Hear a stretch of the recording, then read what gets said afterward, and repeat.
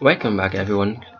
Quickly, let's continue our discussion on CSS fonts, and right now we will be discussing about how to set font size with pixels. Setting the text size with pixels gives you full control over the text size.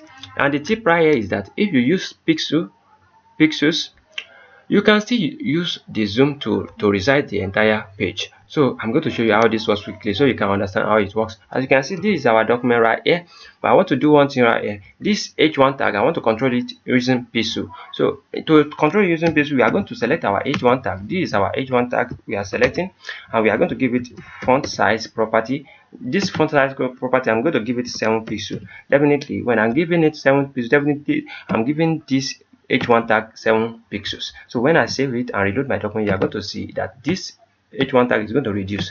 Can you see it's reduced to 7 pixels? So, and we can select multiple elements like this one also. We can select this pick tag also along with it. Let's give it comma and select pick tag. When we give it pick tag also and we reload, can you see the both is now having the pixels value? And right now also we can do another thing again.